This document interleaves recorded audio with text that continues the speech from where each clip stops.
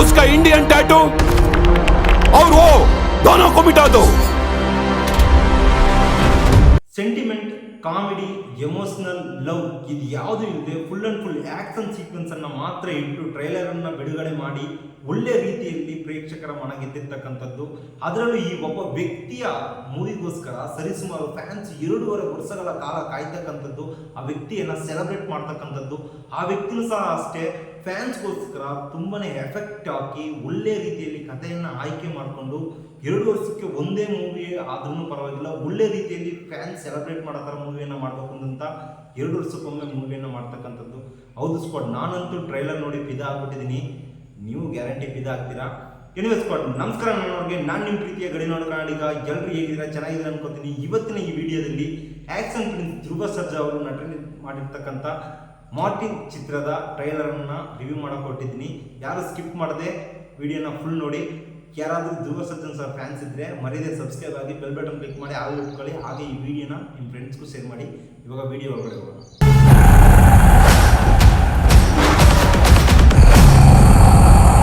ಸ್ಟಾರ್ಟಿಂಗಲ್ಲೇ vibe create ಮಾಡ್ತಾ ಇದೆ. Moscow, Hong Kong, Sydney ಅಂತಂತ ಬೇರೆ ದೇಶಗಳನ್ನ ತೋರಿಸ್ತಕ್ಕಂಥದ್ದು, ಅದರಲ್ಲೂ ಡ್ರೋನ್ಸ್ ಆಟಂತೂ ಪಕ್ಕ ಸೈಕಾಗಿ ಇಟ್ಟವ್ರೆ.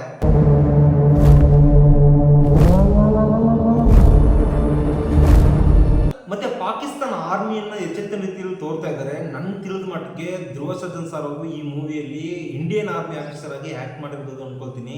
वो इंडियन हमारी पाकिस्तान की जमीन पे आके क्राइम करता है. ಧ್ರುವ ಸರ್ಜನ್ ಸರ್ ಫಿಸಿಕ್ ಮಾತ್ರ ಸೈಕು, ಬೇರೆ ಲೆವೆಲ್ ಅಂತಾನೆ ಹೇಳ್ಬೋದು. ಅದರಲ್ಲೂ ವ್ಯಾನ್ ಅಲ್ಲಿ ವಿಂಡೋಲಿ ಒಂದು ಶಾಟ್ ಇಟ್ಟವ್ರು ನೋಡಿ,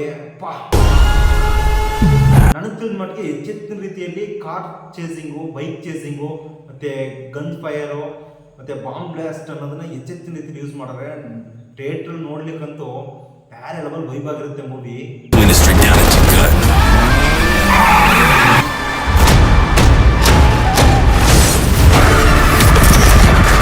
ಒಬ್ಬ ವ್ಯಕ್ತಿ ತನ್ನ ಫ್ಯಾನ್ಸ್ಗೋಸ್ಕರ ಇಷ್ಟರ ಮಟ್ಟಿಗೆ ಬಾಡಿ ಬಿಲ್ಡ್ ಮಾಡಿ ಅದರಲ್ಲೂ ಒಂದೊಂದು ಸೀನು, ಒಂದೊಂದು ಎಲಿಮೆಂಟಲ್ಲೂ ವೈಬನ್ನು ಕ್ರಿಯೇಟ್ ಮಾಡೋ ಥರ ಒಂದು ಆ್ಯಕ್ಟ್ ಮಾಡ್ತಾರೆ ಅಂತಂದರೆ ನಿಜವಾಗ್ಲೂ ನಂಬಲಿಕ್ಕೆ ಆಗ್ತಿಲ್ಲ.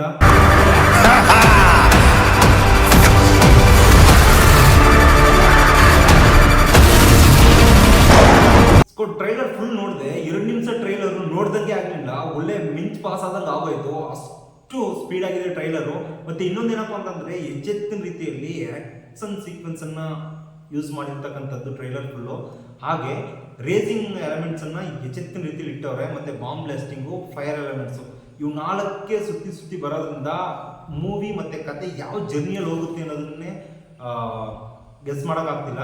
ಬಟ್ ನನ್ನ ಗೆಸ್ಸಿಂಗ್ ಏನಪ್ಪ ಅಂತಂದರೆ ಇದೊಂದು ಒಳ್ಳೆ ಇಂಡಿಯಾ ಮತ್ತು ಪಾಕ್ ನಡುವಿನ ಒಂದು ಒಳ್ಳೆ ಆರ್ಮಿ ಕತೆ ಅಂದ್ಕೊಳ್ತೀನಿ. ಇದರಲ್ಲಿ ಫ್ಯಾಮಿಲಿ ಸೆಂಟಿಮೆಂಟ್ ಇಲ್ಲ, ಫ್ರೆಂಡ್ ಸೆಂಟಿಮೆಂಟ್ ಖಂಡಿತವಾಗ್ಲೂ ಬಂದೇ ಬರುತ್ತೆ. ಮತ್ತು ಲವ್ ಅನ್ನೋದು ಕಡಿಮೆ ಪಾಸಿಬಿಲಿಟಿ ಇಲ್ಲ. ಅದು ಬಿಟ್ಟರೆ ಟ್ರೈಲರ್ ಮಾತ್ರ ಮಸ್ತಾಗೈತೆ.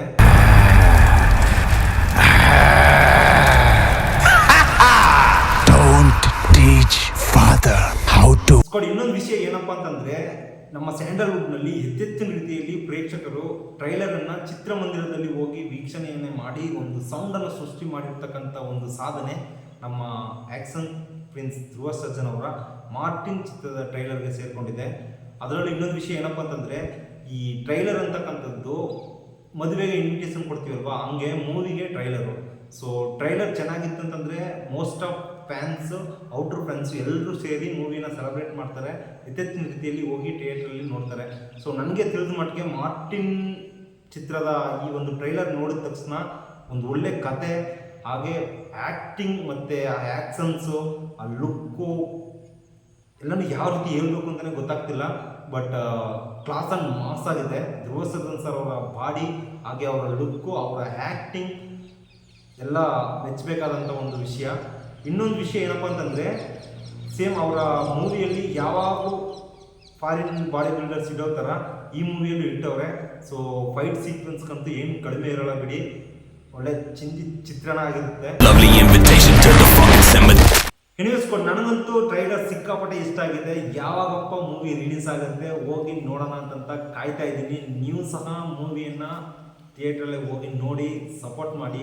ಕನ್ನಡ ಸಿನಿಮಾಗಳು ಬೆಳಿಬೇಕು, ಹಾಗೆ ಕನ್ನಡನೂ ಬೆಳಿಬೇಕು. ಸೊ ಹೋಪ್ಫುಲಿ ನಿಮಗೂ ಸಹ ಟ್ರೈಲರ್ ಇಷ್ಟ ಆಗಿರುತ್ತೆ ಅಂದ್ಕೊಳ್ತೀನಿ. ಟ್ರೈಲರ್ ಹೇಗಿತ್ತು ಅನ್ನೋದನ್ನು ಕಮೆಂಟ್ ಸೆಕ್ಷನಲ್ಲಿ ಮೆನ್ಷನ್ ಮಾಡಿ ತಿಳಿಸಿ. ಯಾರೆಲ್ಲ ಸಿನಿಮಾಗೆ ಹೋಗ್ತೀರಾ ಅನ್ನೋದನ್ನು ಸಹ ಕಮೆಂಟ್ ಸೆಕ್ಷನಲ್ಲಿ ಮೆನ್ಷನ್ ಮಾಡಿ ತಿಳಿಸಿ. ಹಾಗೆ ನನ್ನ ಚಾನಲ್ಗೆ ಯಾರಾದರೂ ಹೊಸಬರಾಗಿ ಬಂದರೆ ಮರಿದು ಸಬ್ಸ್ಕ್ರೈಬ್ ಆಗಿ ಬೆಲ್ ಬಟನ್ ಕ್ಲಿಕ್ ಮಾಡಿ ಆಗಲು ಇಟ್ಕೊಳ್ಳಿ. ಮತ್ತು ಹೀಗೆ ಚಿಕ್ಕ ಪ್ರತಿಭೆಗೆ ಸಪೋರ್ಟ್ ಅನ್ನೋದನ್ನು ಮಾಡ್ತಾಯಿರಿ. ಮತ್ತು ಇನ್ನೊಂದು ಹೊಸ ವಿಡಿಯೋದಲ್ಲಿ ಸಿಗ್ತೀನಿ. ಅಲ್ಲಿ ತನಕ ಎಲ್ಲರೂ ಸೇಫಾಗಿ ಖುಷಿಯಾಗಿರಿ. ಜೈ ಕರ್ನಾಟಕ ಮಾತೆ.